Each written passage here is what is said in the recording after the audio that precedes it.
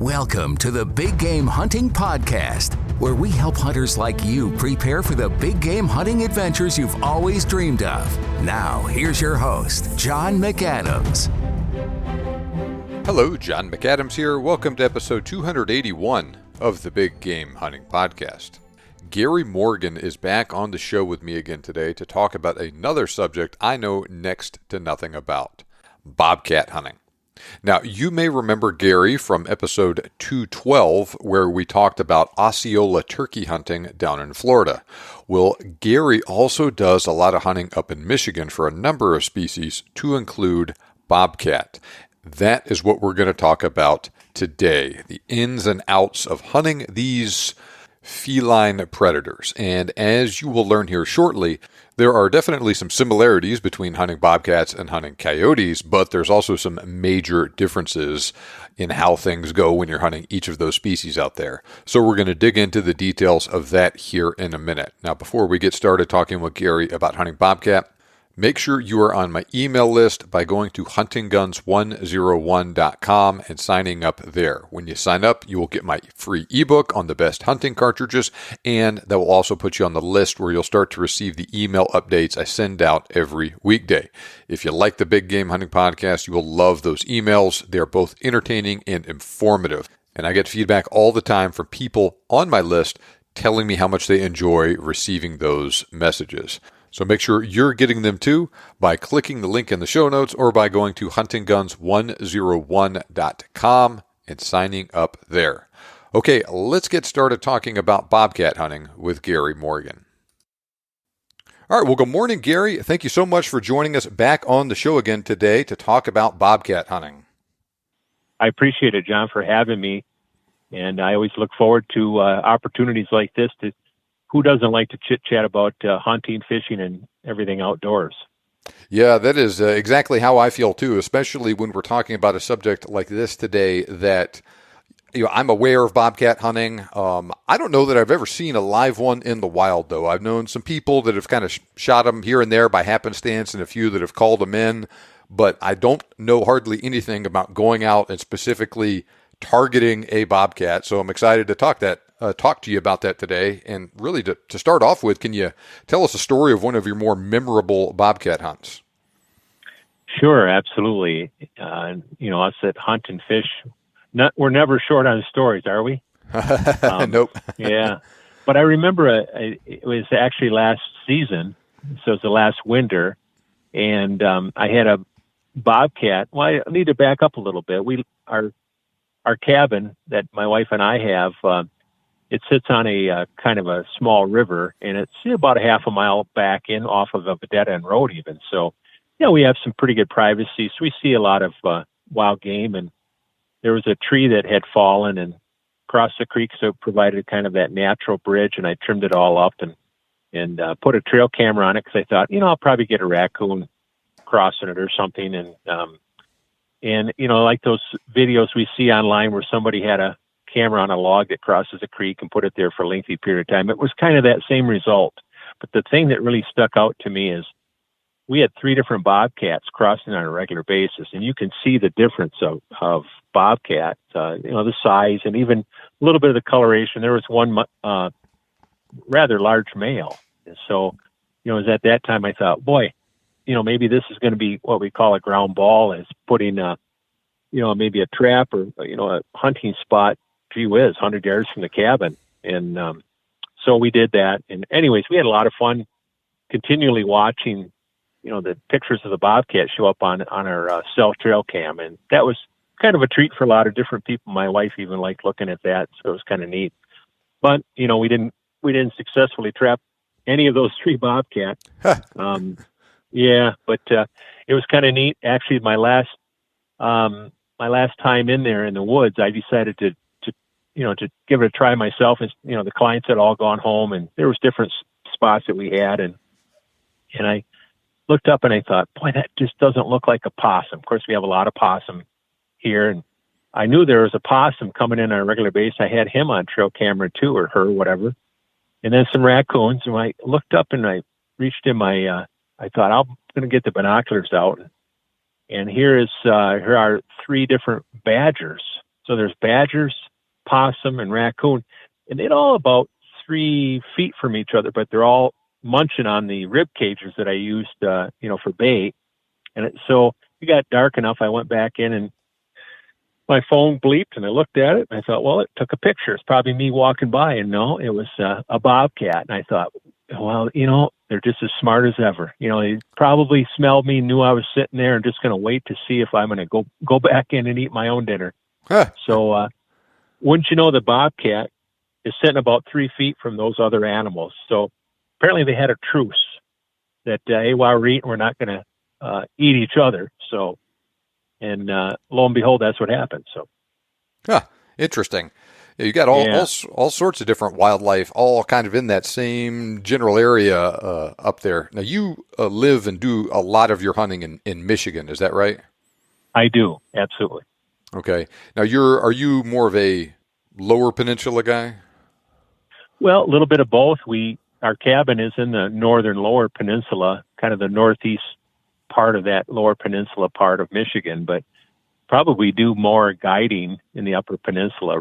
I mean, right now we're kind of in the middle of some other, species, bear hunting and stuff, and that's always interesting. But, you have to be, as we all know, a step ahead in preparation. So we're already prepping for deer season, which is in November, and it'll be tail end of deer season. We're going to heavily prep for our trapping, including the bobcat hunts and trapping opportunities.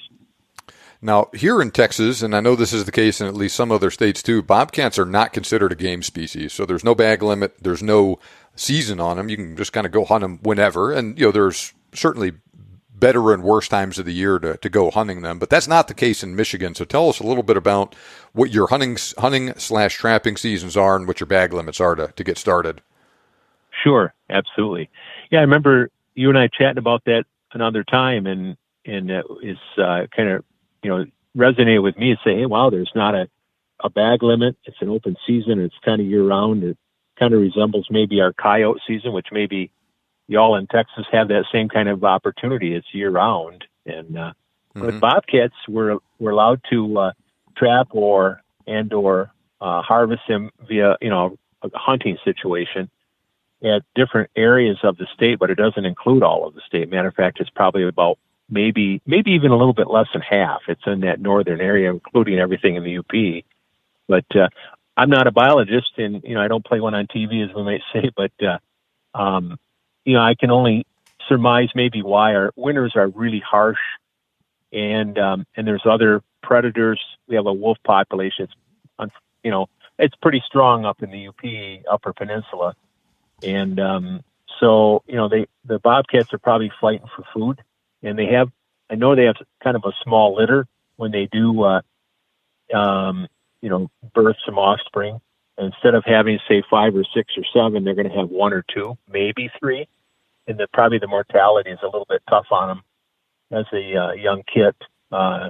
So that would be my probably estimation why there is such a controlled hunt season, which is really just a couple of months. Mm-hmm. And what time of year is your season? It would be in that core winter time, so that January, February, and they try to coincide it as well as most fish and game departments. Ours is identified as a Michigan Department of Natural Resources. They coincide it with the breeding season, or at least part of it. So it gives us some opportunity to use some tricks of the trade, we might say, to see if we can lure them in. And maybe that's part of why they control that season a little bit, is to say, hey, if we're going to give you this, and we're going to limit on how many. Now, as far as just hunting goes, do I understand right that people in Michigan can shoot 1 bobcat? Yeah, hunting-wise, they're allowed to harvest 1, and there's an opportunity for trapping as well. So if you look at the management units, they call them, whether it be deer, bear, or bobcat. So the bobcat harvest management units, there's a few of them that are open at different times. Combine all your efforts and combine all the methods as far as trapping and harvesting with a gun, we'll say. You're allowed up to 2. And so, it's a limited opportunity. Maybe that's why, probably a lot of people don't put a lot of huge efforts into it. So if somebody downstate, we're limited on vacations and time away, and to include something like Bobcat's just an extra opportunity, but also, puts a little strain maybe on some people's budgets and time away. So. Yeah, and this is also something, too, that since it's later in the year, I assume this is also something, it does not overlap with deer season. So if a guy's out there hunting deer and a bobcat walks by, Right. he can't shoot it, right? Yeah, that's a good point, John. I mean, it's exactly it. There are other things like coyotes. If someone was deer hunting, they could easily take a coyote, and because it's year round, except in the UP, I think they close it during certain seasons, like gun deer season, because they don't want people to confuse a coyote with the wolf, because the wolves are protected. I see. All right. Okay, interesting. Now, but I guess the flip side of that stuff, though, is that since you are up north, and especially since you are hunting bobcats in the wintertime, I'll bet they have some fantastic winter coats, though, probably much nicer than what I would find down here in Texas. Yes and no. I mean, that's a very good point. I'm glad you brought that up, because the coats are going to be thick because, they got their winter coats, not just their winter colorations. But I would say, even like where you're at, Texas, y'all have some really neat colorations as far as some things that maybe Michigan cats don't have, and that would be some really cool spots. I mean, a whole plethora of those, where our bobcats probably have a much more depth of fur or hide, but maybe not the colorations that you might have in other states, even like Montana, as we may have talked about on another time. But Montana's probably one of the tops, and they both have that cat that's going to have that hide. It's the fur is really thick, and the colorations that are very unique for them. So, do you do most of your hunting for bobcat using calls then? A little bit of that. We also bait them in, which we're allowed to do. So I'm hitting up the meat processors, whether it's a game processor and or a livestock processor. And some of the best bait probably would be like, we would call it a rib cage. Something that's going to get tossed anyways. It's an opportunity to use that. And two, this the processor saves him from stockpiling those, and maybe having to deal with that, or having someone to hire somebody to come and get those, where I'm taking them in the woods and kind of ashes to ashes, dust to dust, as we might say. They end up back out there. So, all right. Now, are you doing most of your hunting at night too? Really, no, it's a daytime sport, believe it or not. And that's a good question. It makes it a little tougher for that reason, because the bobcats, it's not that they're totally nocturnal, they're not, but they lean in that direction more so. So, it's that last little bit of light. But our season is, like we talked about a little bit ago, that it coincides with a bit of the breeding season. So it's an opportunity to do some calling. So if someone has maybe a mouth call, or you can use the electronic game call. So some people will do that.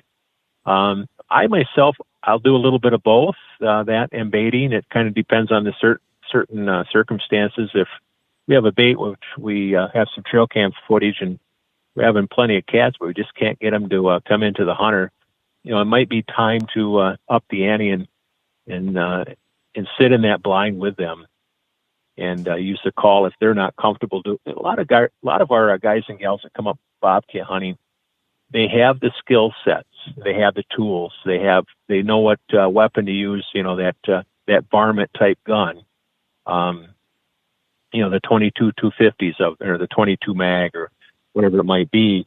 But they need property. They need someone to do the scouting, set them up, etc.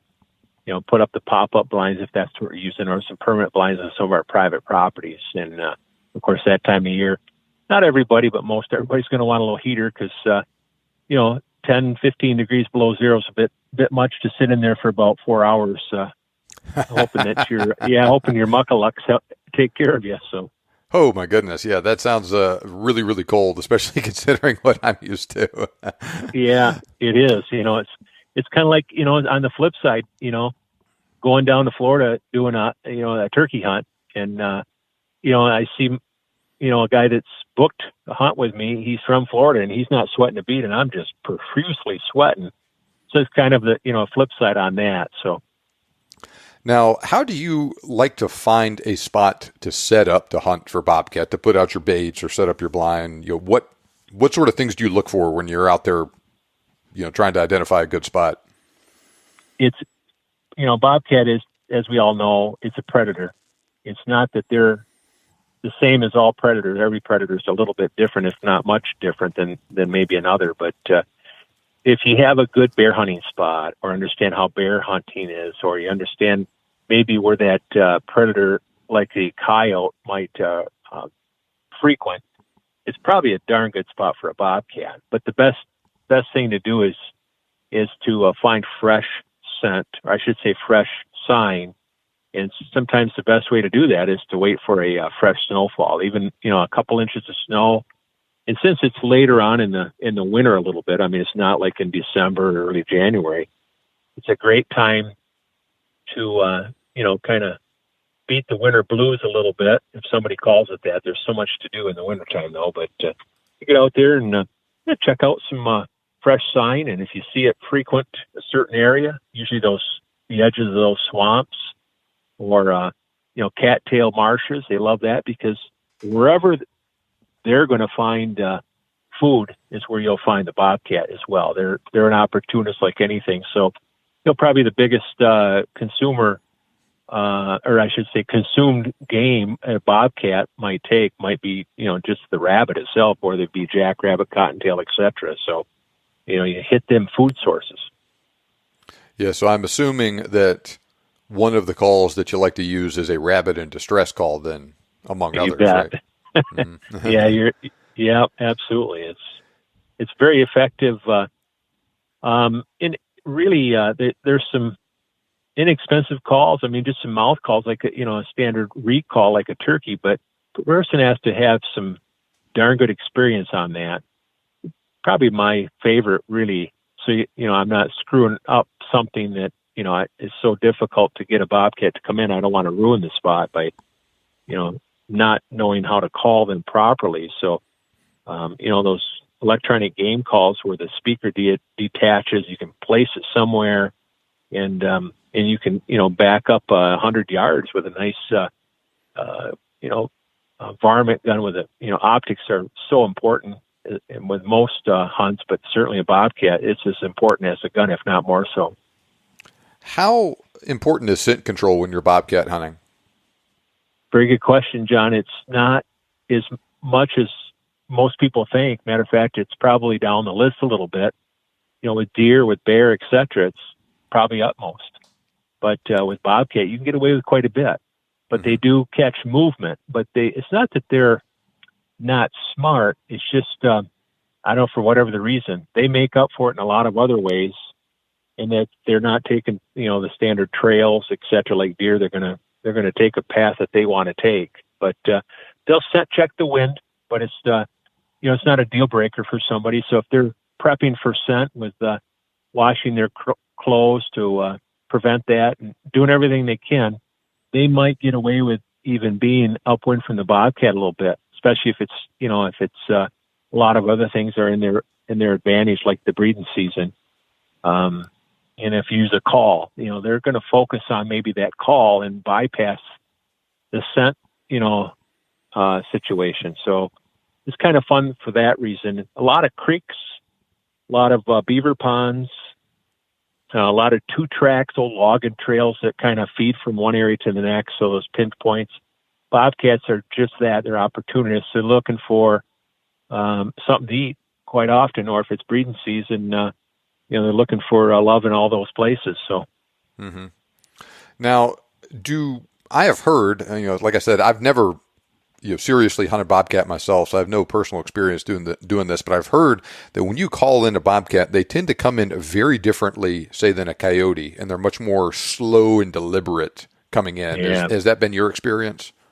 Yeah, it is. I'm glad you brought that up, John, because it's exactly it. So, pictures, sitting in a spot waiting for that elusive bobcat. So a person really has to understand that there's competition out there for that distressed rabbit, we'll say, the food. So you'll probably get a coyote 50% of the time. So, somebody's looking to get more bang for their buck, we'll say, that they could easily harvest a coyote and then wait a little bit. And if they just stay put, that crack of that gun, that gunshot, is probably not going to scare that bobcat at all. It's a human activity thereafter, but if you're sitting still, yeah, just like you said, that bobcat's still on point. He or she's going to take a little bit longer and may take a path that you had no idea they were going to do that. So a path that you thought not a chance, are they coming from that direction? It's almost kind of downwind. They should sense you, but you know what? A lot of times it's exactly the route that they took. Just, I guess somebody asked me, why do they do that? I said, do you ever have a pet cat before? And they just kind of smile and says, yeah, they kind of do what they want. One day they love you, the next day they hate you. And it's still a feline, so it's going to do things a little bit, if not a lot different than other predators. And so what sort of a calling sequence do you like to use when you're calling? With that in mind, just how long it may take for a bobcat to come in. Yeah, I like to mix it up a little bit, but that rabbit in distress call, which you can get it works well, I might add, but even like the pileated woodpecker, which we have, is just, as a huge woodpecker. It's almost, size of a grouse, if not just as big. But that becomes a favorite prey for them. And so a lot of times we'll kind of mix it up and do that. And you're just trying to, it's like anything,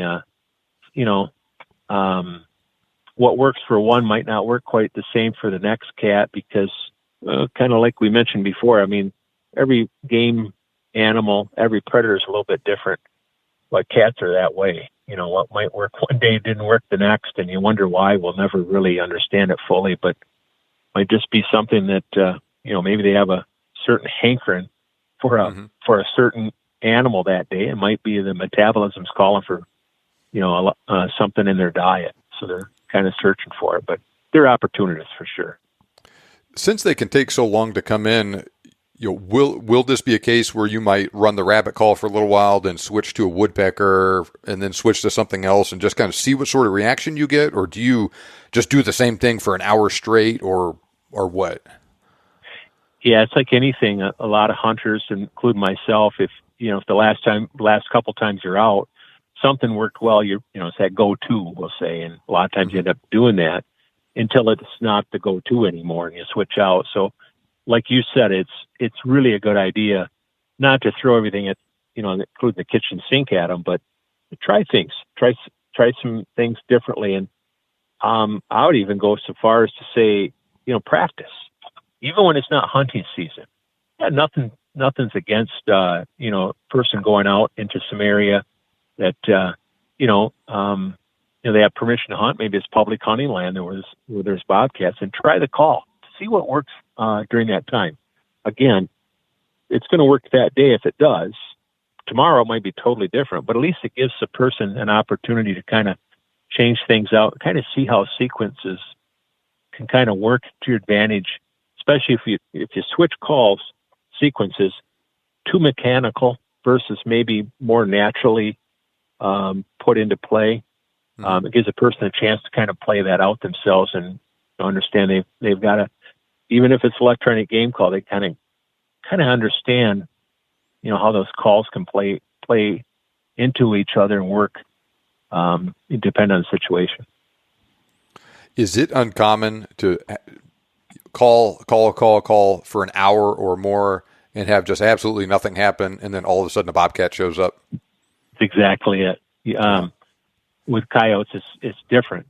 With coyotes, you can almost call way too much, and then they know that something's up. Where cats, you almost have to call a lot more than, say, a coyote to have them. You almost got to take them out of their bed or whatever they're doing. Is you just picture a cat sitting there lounging around, and he's maybe in his den, and he hears something. I'm hungry, but am I that hungry? Mm-hmm. And so you've got to get him or her over to you. And sometimes I always say, maybe we have to irritate the heck out of them a little bit before they finally say, all right, I got to go check that out and see what's going on. Because a lot of times it's not that they're hungry, but they are very curious.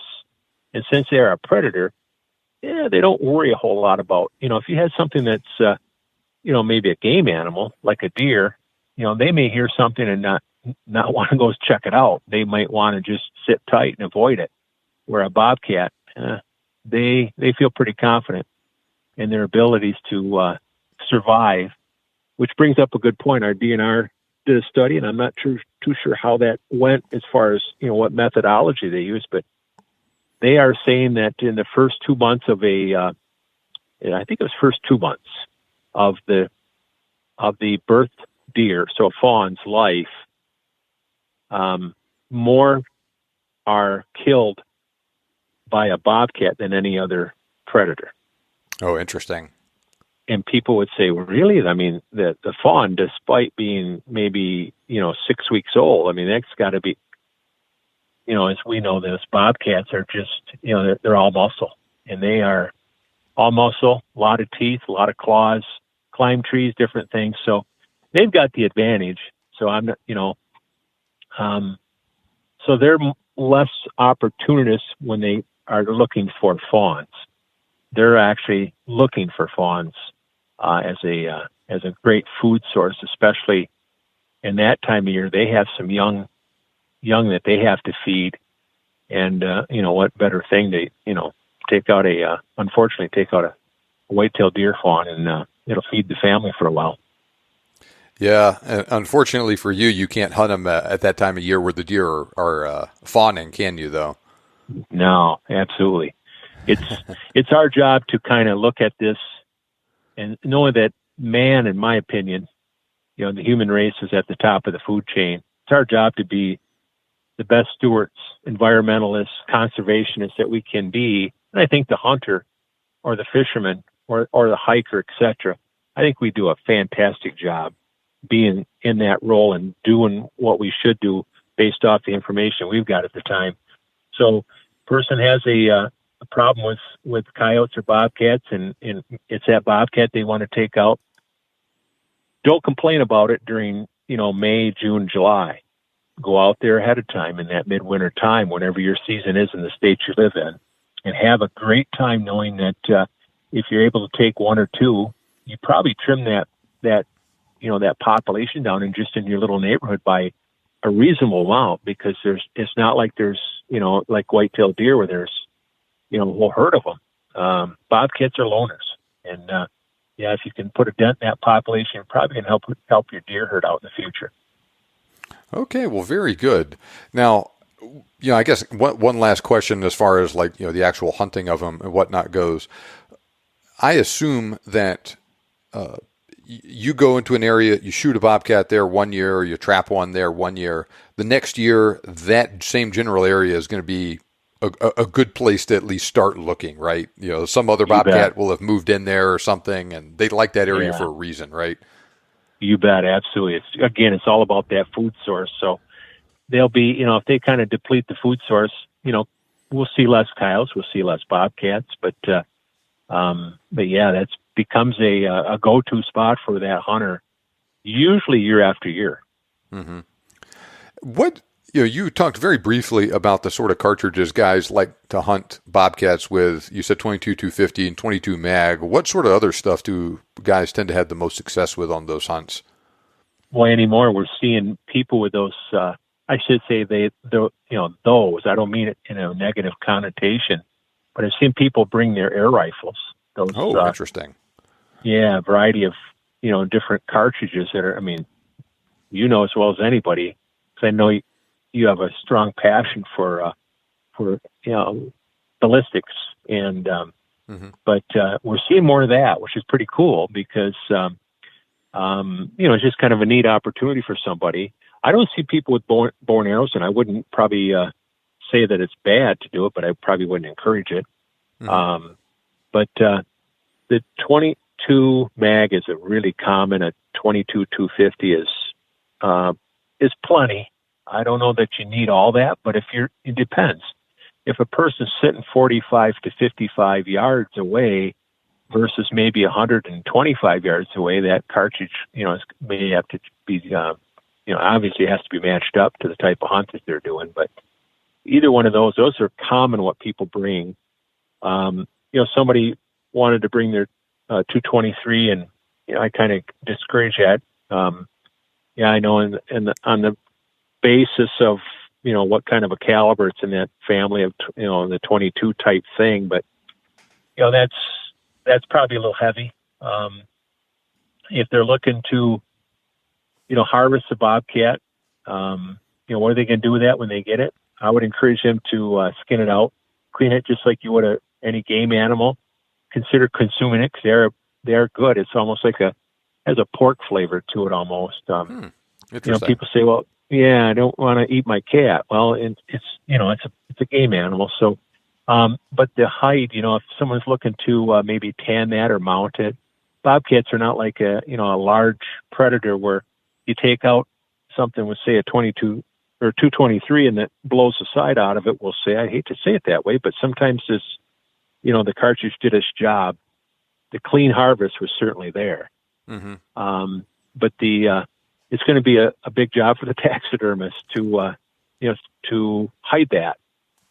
So I would probably look at maybe, where a person's hunting in relationship to, are they hunting with a call? Are they hunting with some bait? Are they looking across the field?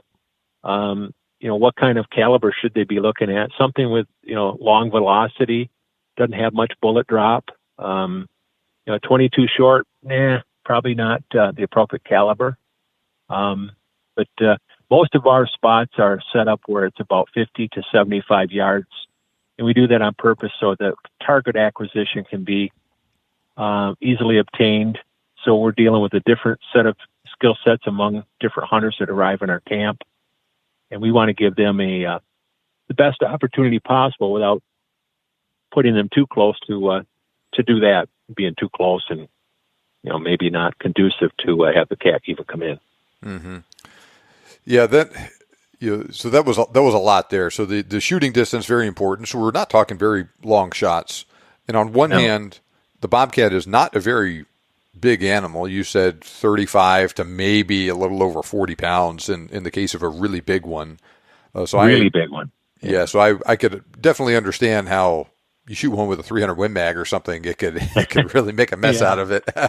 Well, you hit him or her, it'll be a clean kill, but there's very little recovery of that for your own personal use. How tough are they to kill if you hit them well, though? They are not that tough to kill. Honestly, it's like any game animal, but in a lot of ways. But they have a pretty good sized body. I mean, you look at them, you can tell when you see one that it's not a house cat. There's no two ways about that, at least from my perspective. You see when you immediately know that it's not the neighbor cat that, got loose and, ran down our driveway or something. Mm-hmm. Or crossing the creek. So, but yeah, the head is not huge, but they're just a powerful animal, but they are, you put a decent shot on them, you're going to harvest that animal. There's no doubt in my mind anyways. How is their toughness compared to a coyote? I would say you put that decent shot on them, I think they're going to drop. But I mean, I would say, in my opinion, with a coyote, it just seems like they are so tough to get, to come in. Mm-hmm. It's not so much if you have target acquisition, you're going to probably be a clean kill if you put a pretty decent shot on them. But it's just a cat's going to be, if we kind of shift gears on, not so much, what's going to happen when we shoot, but the coyotes, as we know, it seems like they're in constant motion, even if they stop for half a second. Where cats are just the opposite. They'll be walking. You just don't see them like running. And I mean, you could if you spooked them, but a lot of times you'll see them. They're taking a few steps and looking around, and they'll take 10 steps and look around. They'll take 3 steps and keep looking. They are constantly checking, and so a lot different shot opportunities for a cat versus a coyote. Mm-hmm. Yeah, I could definitely see that. That's interesting that you've had so much success with your clients using air rifles and even stuff like a .22 Magnum on them. And I'll bet that as long as it's killing them cleanly, and it sounds like it is, I'll bet that's great for your hide preservation. It is. It works well for that reason. It's just not, we talk about maybe something like overkill, and some people say, what's that? It's just what you think it is.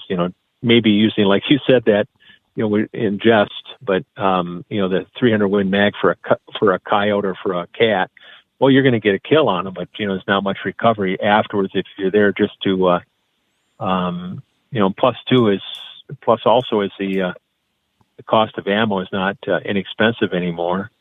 Mm-hmm. And, a guy wants to buy a box of 300 Win Mags and go out on his, out in his field or farmer's field and start knocking off, some coyotes.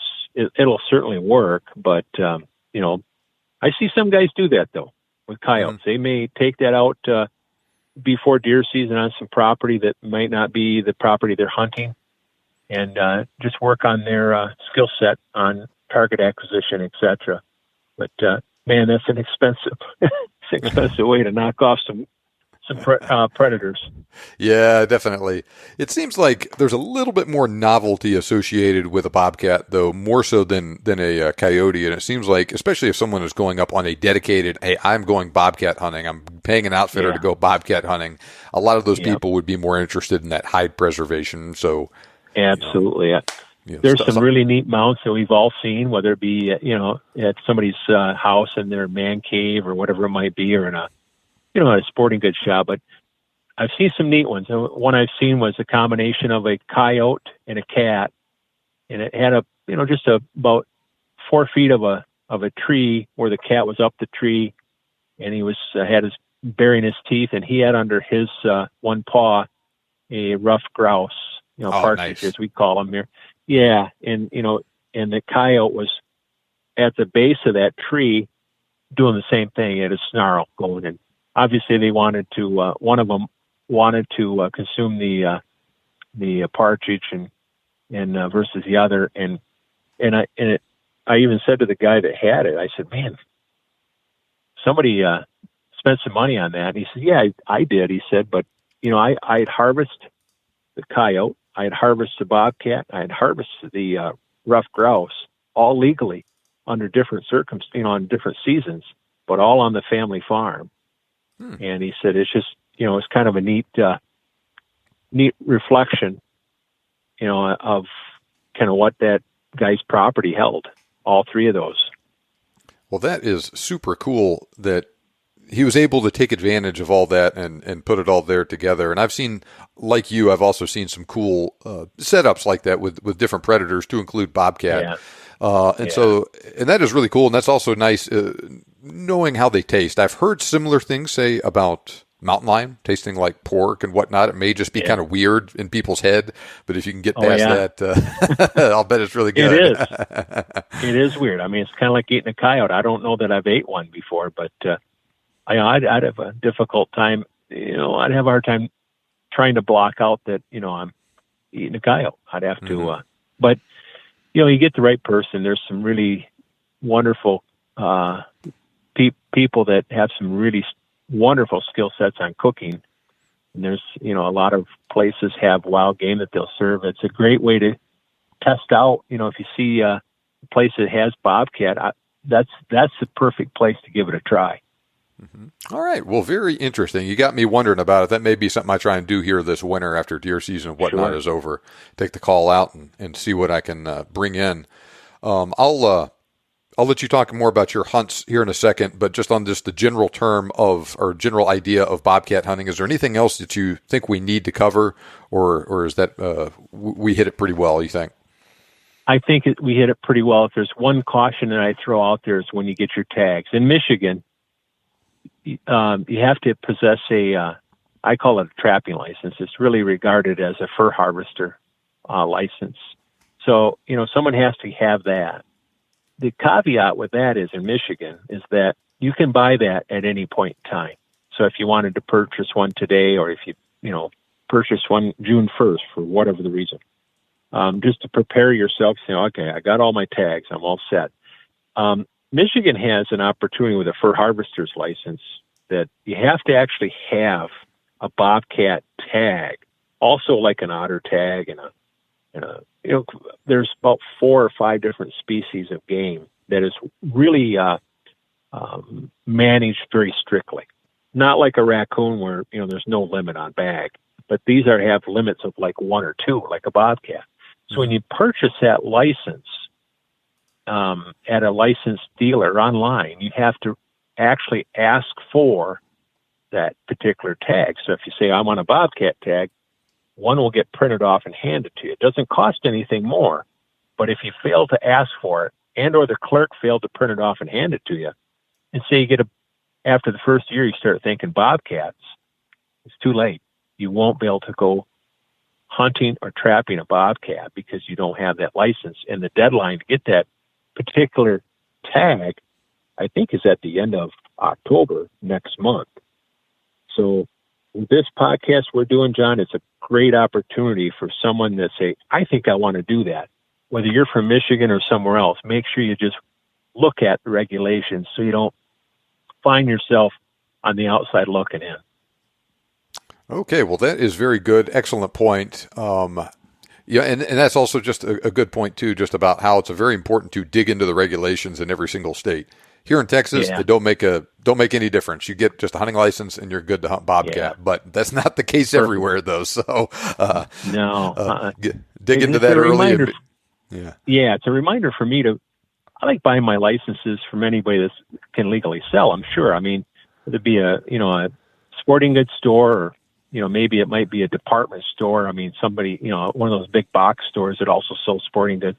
I personally like to go to my sporting goods store, my archery shop, for one thing, that I know those guys real well, and I ask for a fur harvester's license. They're going to print those things off automatically and hand them to me. So all right, well, very not that good. I use them every year, but you got them that way. You don't have to worry about, whoops, I didn't get it. Mm-hmm. Well, tell us more about where people can go to connect with you and learn more about some of your hunts, Gary.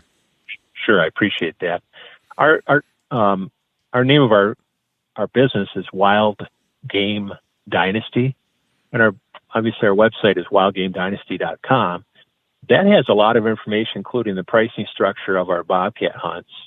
Our pricing structure for most of our hunts is very similar in a lot of ways. So if you're harvesting, or I should say, if you had a bear tag, a deer tag, or a Bobcat tag, there's not tons of differences because the work from our perspective is similar that we put into it. But a person could check that out, and there's even links on there to Michigan's hunting guide, so somebody's from Michigan. But as far as the season, again, checking your own regulations, because where we guide, we're going to guide in Michigan. We're not going to guide in other states. And so just understand what the season is and what your vacation schedule, if you have to ask for time off for work, or if you're that lucky person that's already retired, you just got to figure out a time that's going to work for you, and give us a call. Sometimes versus texting or emailing, a nice conversation can answer almost all your questions in one swoop, and you can make the decision to move forward with that, or maybe put it on pause for another time. Okay, well, very, very good. I will make sure to put a link to your website, list your telephone number and your email all in the show notes. So if people are interested in getting in touch with you for any of your hunts, to include Bobcat, they can do that. Any last closing thoughts before we wrap it up today, Gary? Sure, absolutely.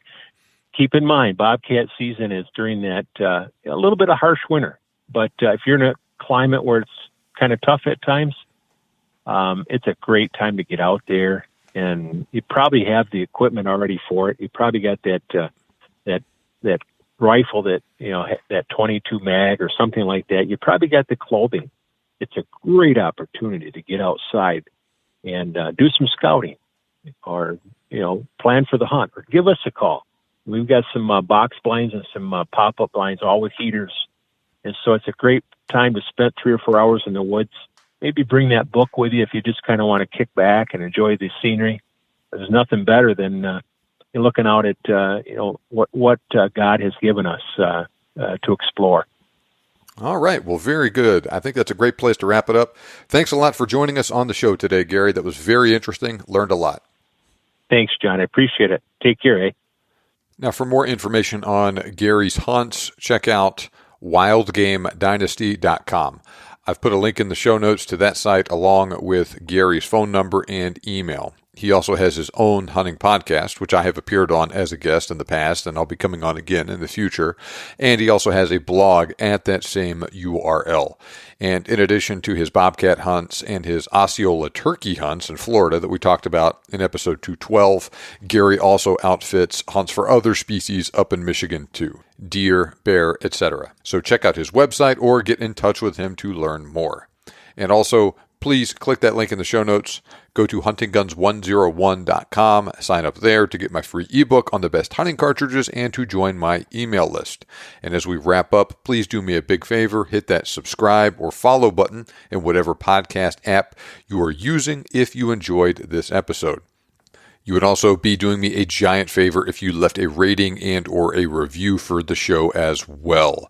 Doing those things helps me reach other hunters like you who enjoy this sort of content, and by subscribing, you'll also start to receive my new episodes automatically every Thursday when I release them.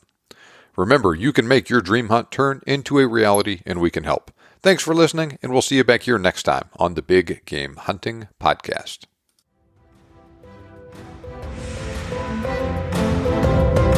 This show may be over, but we have plenty more for you on our website. For more information on today's topic, as well as lots of other useful hunting resources, head over to the BigGameHuntingBlog.com. We look forward to having you back for the next episode. But until then, happy hunting.